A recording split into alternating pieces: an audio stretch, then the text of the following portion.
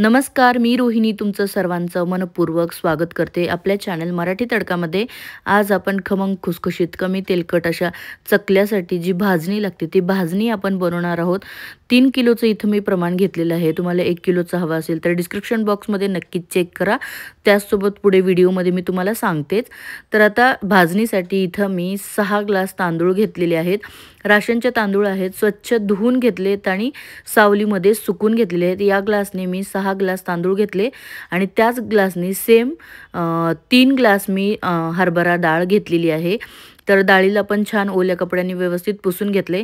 जितके तांदूळ आहेत त्याच्या अर्धी आपल्याला डाळ घ्यायची आहे। त्यानंतर 1 वाटीभर मी इथं मुगाची डाळ घेतलेली आहे, 1 वाटी उडदाची डाळ आहे, साबुदाणा घेतलेला आहे। सेम वाटीच्याच प्रमाणाने मी घेतलेला आहे। ही जी व्हाईट कलरची वाटी दिसते त्याच वाटीने मी 1 वाटी साबुदाणा, 1 वाटी गहू, 1 वाटी ज्वारी, 1 वाटी पोहे घेतलेले आहेत। सर्व आपल्याला 1-1 वाटी घ्यायचे आहेत आणि अर्धी वाटी धणे आणि अर्धी वाटी जिरे मी घेतलेले आहे। साहित्य मी परत सांगते, डिस्क्रिप्शन बॉक्समध्ये आहे। तर तांदूळ जे आहे ते धुवून छान असं सुकवून मी घेतलं होतं सावलीमध्ये फॅन खाली। आता हे जे तांदूळ आहे 2 बॅचमध्ये आपण भाजून घेणार आहोत। आपल्याला तांदळाला जास्त भाजायची गरज नाहीये। थोडेसे तुकडे पडायला लागले आणि हाताला जर चटका लागत असतील इतके गरम झाले की आपण हे तांदूळ काढून घेणार आहोत। जास्त जर तुम्ही तांदूळ भाजले तर काय होतं की चकलीचा जो कलर आहे तो डार्क येतो, त्यासोबत चकलीच्या पिठाला बिलकुलच चिकटपणा राहत नाही। त्यामुळे आपल्याला याला जास्त भाजायचं नाहीये। तर इथे तुम्ही बघू शकताय मी याला मस्त असं लो टू मीडियम गॅसवर भाजून घेणार आहे। कंटिन्युअसली हलवत राहायचं आहे, नाहीतर ते खाली लाल होतात आणि नंतर मग कलर त्याचा चेंज होतो। आणि तुम्हाला भाजले का नाही हे कळण्यासाठी मी दाखवते। तर अशा प्रकारे हातात घेऊन चोळायचं, त्याचे एकदम बारीक तुकडे जर होत असतील तर आपला तांदूळ भाजला असं समजायचं। तर आता हे जी बॅच आहे ती तांदूळ छान भाजलेले आहेत, याला काढून घेते। नंतर राहिलेले जे अर्धे तांदूळ होते ते पण मी कढईमध्ये टाकलेत आणि त्याला पण व्यवस्थित असं भाजून घेणार आहे।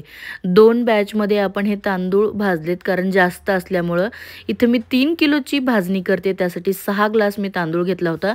तुम्हाला 1 किलोची जर भाजणी करायची असेल तर इथं 2 ग्लास तांदूळ आणि 1 ग्लास हरभरा डाळ तुम्ही घेऊ शकता। तर बघा तांदूळ ही पण बॅच आता मस्त अशी भाजली गेलेली आहे। याला पण परत आपण चेक करून घेणार आहोत बोटांनी, छान असं तांदूळ मोडतात की नाही। तर बघा छान तांदूळ हे झाले तर त्याला काढून घेतलं। सेम कढईमध्ये मी पूर्ण आपली हरभरा डाळ जी होती ती टाकलेली आहे आणि तिला पण व्यवस्थित असं भाजून घ्यायचं आहे। डाळीला मी ओल्या कापडाने छान असं पुसून घेतलंय, धुतलेली नाही आहे डाळ। आणि बाकीच्या पण डाळी मी छान ओल्या कापडानेच पुसून घेतलेल्या आहेत। तर बघा डाळीचा मस्त रंग बदलेपर्यंत आपण याला भाजणार आहोत। भाजणीला थोडा वेळ लागतो, पण जे फायनल रिझल्ट येतो तो खूप छान येतो। त्यामुळे लो टू मीडियम गॅसवरच याला भाजायचं आहे, बिलकुल गडबड करू नका। बघा डाळीचा रंग आता मस्त बदललेला आहे, जास्त काळसर करायचा नाही, नाहीतर चकलीचा रंग बदलतो। डाळ काढून घेतली। आता सेम कढईमध्ये मी मुगाची डाळ भाजून घेणार आहे। मुगाच्या डाळीला हार्डली 2-3 मिनटं लागतात भाजायला, कारण क्वांटिटी ही कमी आहे आणि कढई आता मस्त गरम झालेली आहे। बघा डाळ अशी मस्त भाजली गेलेली आहे, तिला पण काढली आणि आता उडदाची डाळ आपण भाजून घेऊया।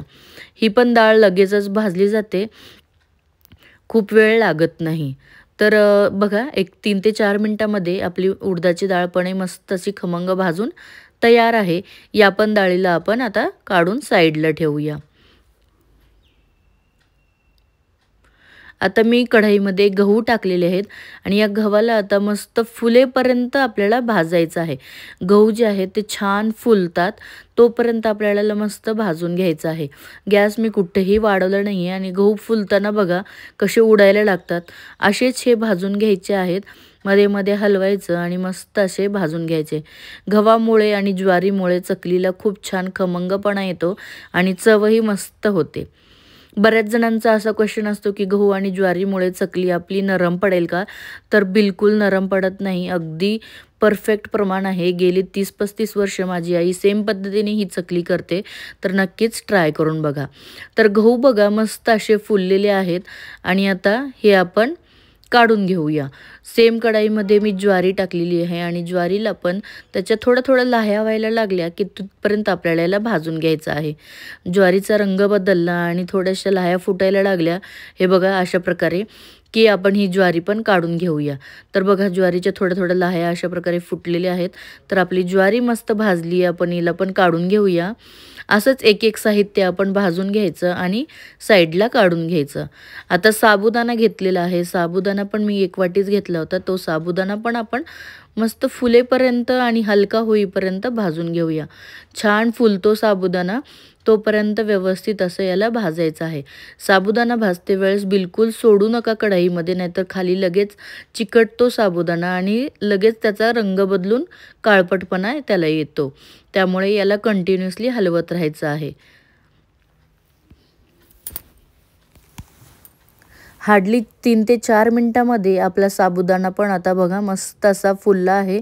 साईज त्याची वाढते आणि तुम्हाला लगेचच चमचा पण हलका लागायला लागतो जेव्हा आपण हलवतो त्यावेळेस. साबुदाणा काढून घेतला. जे पोहे होते ते पोहे पण यामध्ये मी ॲड केलेले आहेत. गरम कढई आहे तर पोहे पटापट भाजले जातात आणि हे पोहे जे आपण कांदे पोह्यासाठी पोहे वापरतो तेच पोहे आहेत. 1 वाटी पोहे मी इथे घेतले होते आणि त्याला पण मस्त असं भाजून घेतलंय.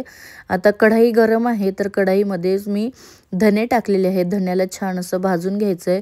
एकदम कमी गॅसवर मी भाजणार आहे धने आणि धने थोडेसे भाजत आले की त्यामध्ये आपण आपले जे जिरे आहेत ते पण टाकूया. जिऱ्याला जास्त वेळ भाजायची गरज नाही, ते लगेचच भाजतात म्हणून मी जिरे पण टाकलेले आहेत. गॅस बंद करून असंच गरम कढईमध्ये मी याला ठेवणार आहे. तर इथे तुम्ही बघू शकताय सर्व साहित्य आपलं छान असं भाजून तयार आहे. याला सर्वांना मिक्स करायचं. मिक्स करून हे थंड होऊ द्यायचं आणि थंड झाल्यानंतर घरघंटीवरून किंवा आटा चक्की जे असते त्याच्यावरून तुम्ही याला मस्त दळून आणा. दळून आणते वेळेस एक काळजी नक्कीच घ्या की हे जे चकलीची भाजणी आहे ते तुम्हाला डाळीवर किंवा तांदळाच्या ह्याच्यावरच दळून आणायचे. गहू आणि ज्वारीवर जर दळून आणली तर चकल्या थोड्याशा खराब होतात. त्यामुळे डाळ किंवा तांदळाच्या नंतरच ही आपली भाजणी गिरणीमध्ये दळून आणायची. तर चकलीचा व्हिडिओ उद्या मी शेअर करते. धन्यवाद.